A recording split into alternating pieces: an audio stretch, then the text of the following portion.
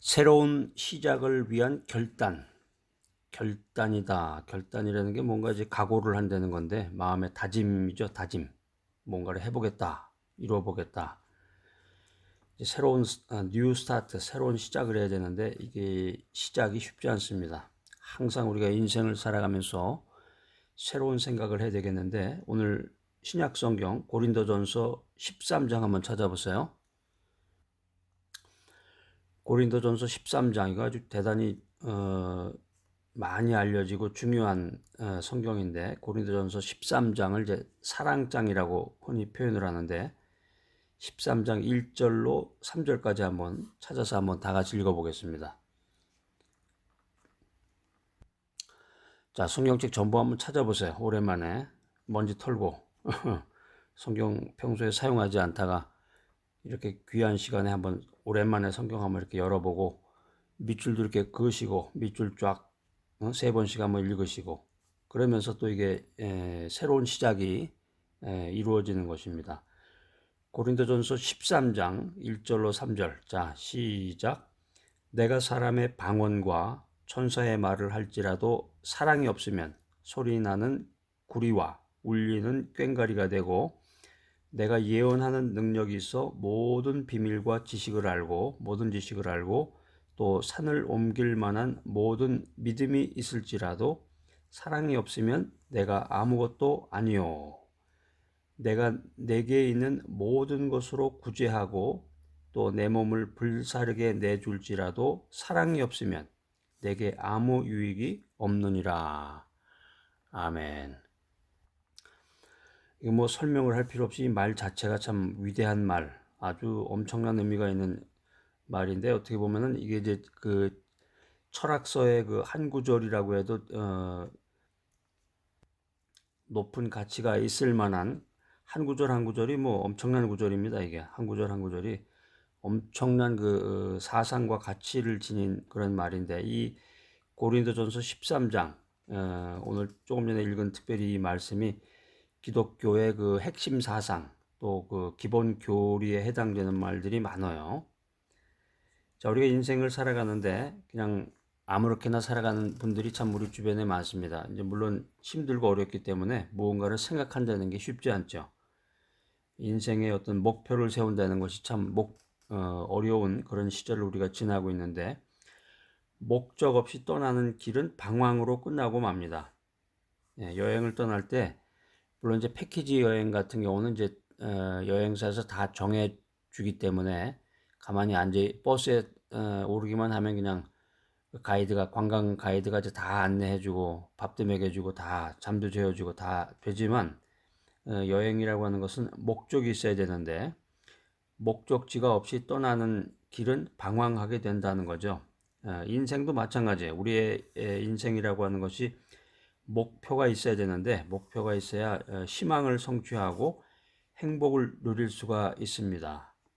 그래서 인생길이라고 하는 것은 삶의 좌표, 삶의 목표, 어디로 갈 것인가 여기에 대한 생각을 분명히 하고 인생길을 걸어가야 승리할 수 있다.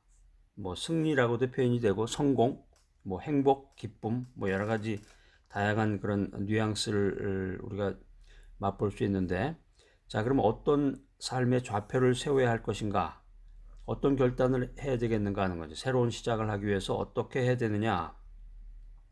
세 가지를 엑기스로 만들어서 여러분들에게 전달하고자 합니다. 첫 번째는 긍정적인 삶을 살아라. 긍정적인 삶을 살아라.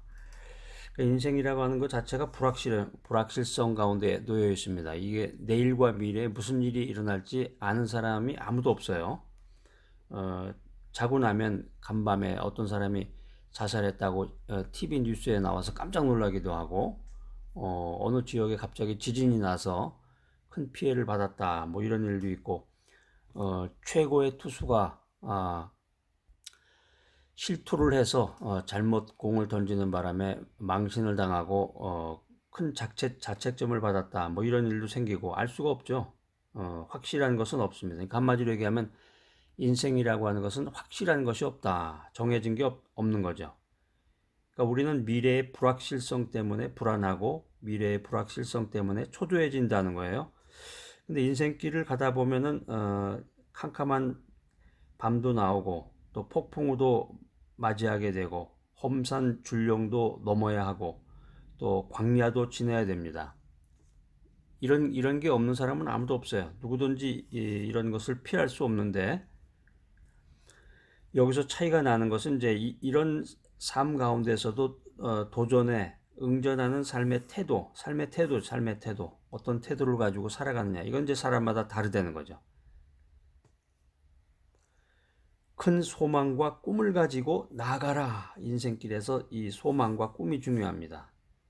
우리 믿는 사람들, 크리스찬들은 특별히 예수님의 보혈로 구원을 받아서 의롭게 되었다. 이 사실을 이제 기억하면서 성령 충만, 또 치료와 회복, 또 영생 천국을 누리는 그 꿈을 가슴에 품고 담대한 마음으로 나아가야 된다는 것입니다. 그래서 하나님의 영광을 위해서 이 꿈과 소망을 확실하게 해야 되는데 꿈과 소망은 크게 가져야 되겠습니다. 그러니까 이제 꿈과 소망을 통해서 성공을 이루는데 내 자신이 이제 돈을 많이 벌고 높은 지위에 올라서 자기 자랑을 하면서 사는 것이 목표가 아니라 하나님의 영광을 위해서 주님의 뜻을 이루기 위해서 이 꿈과 소망을 확실히 해야 된다는 거죠. 확실히 하고 크게 가져서 큰 결실을 맺어야 된다.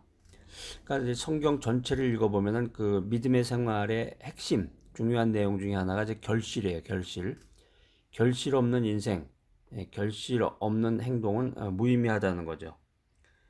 자, 그래서 꿈과 소망인데 꿈과 소망을 늘 생각하고 바라보고 말하고 믿고 기도하고 나가야 되겠습니다.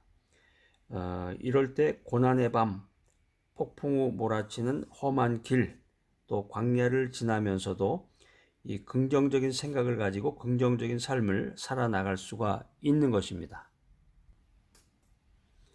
자, 두 번째 주제는 이제 사랑을 실천하라. 그러니까 인생이라고 하는 것이 아무리 돈을 많이 벌고 아무리 큰 업적을 이루고 뭐 선행을 많이 하고 정말 봉사의 위대한 삶을 산 것 같아도 이 사랑이 없으면 아무런 가치가 없다는 거죠. 오늘 고린도전서 13장 1절로 3절 말씀 아까 같이 읽었는데 거기도 보면 핵심이 그거예요. 사랑이 없으면 계속 사랑에 대한 것을 중심 테마로 해가지고 메시지를 전하고 있는데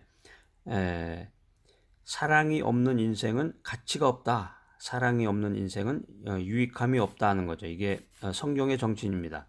그럼 무엇을 사랑할 것인가? 그걸 이제 두 가지인데요. 제일 중요한 성경에 나오는 그 제일 중요한 두 가지 포인트가 하나님 사랑, 이웃 사랑이에요.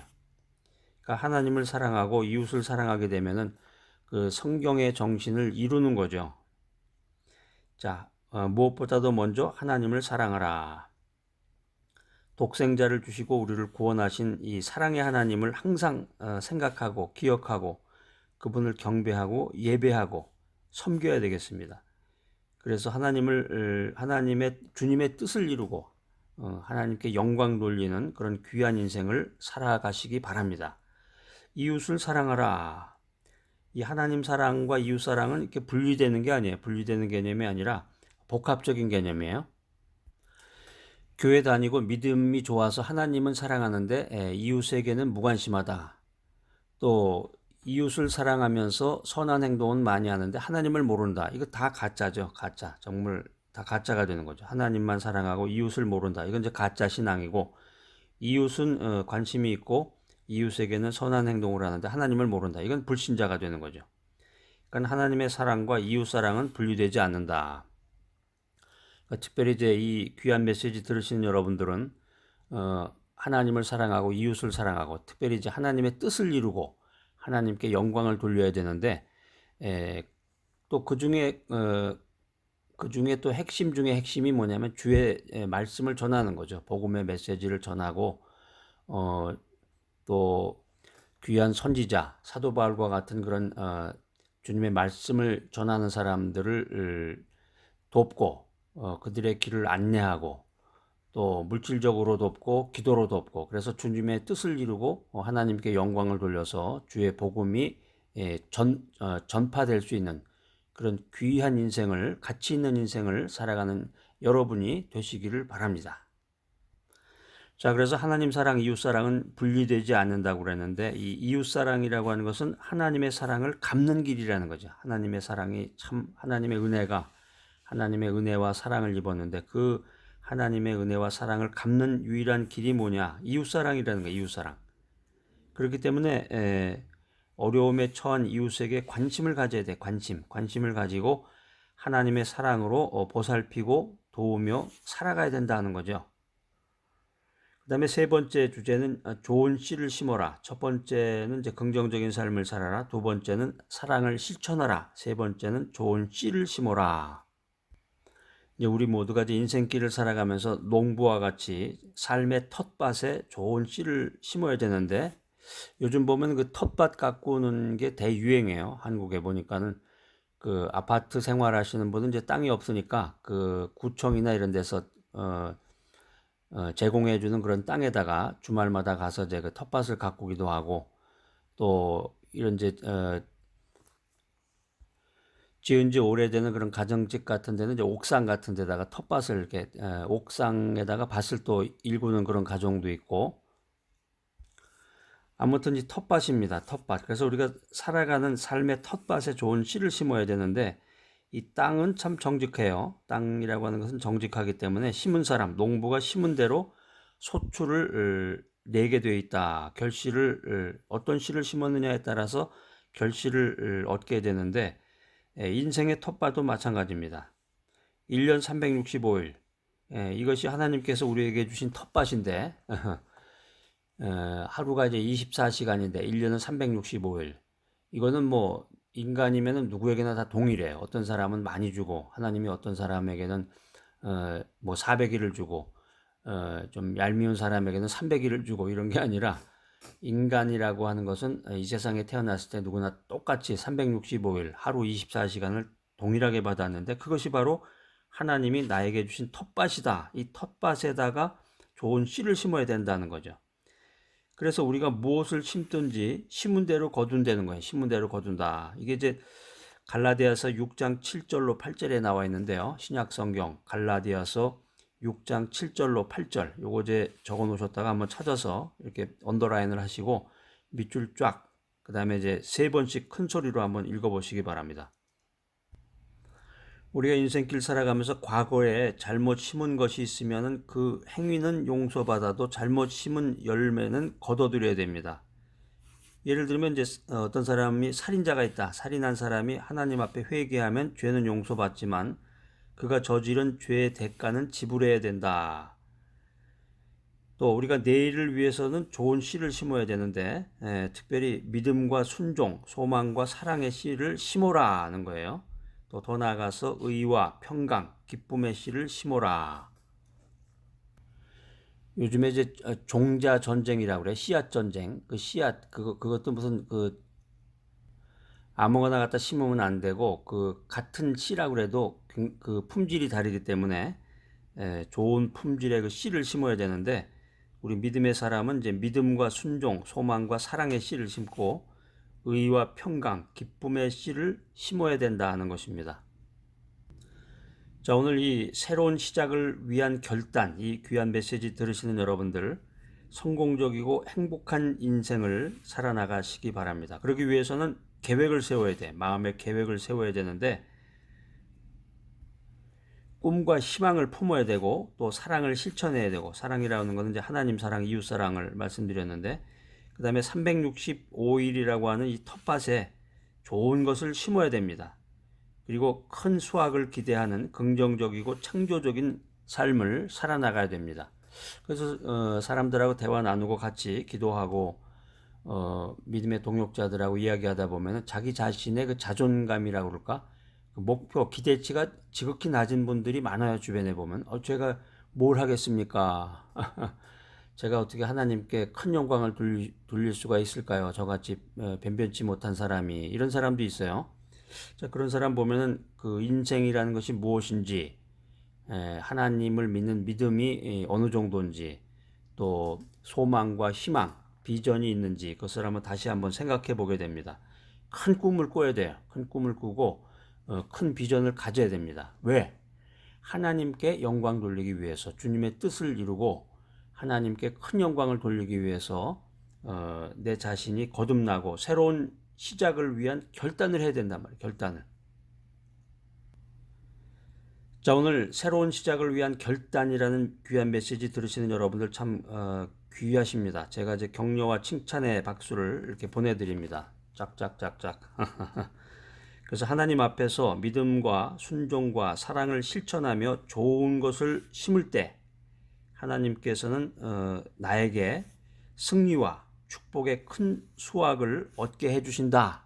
이것을 굳게 믿으시는 귀한 여러분들이 되시기를 간절히 소망합니다.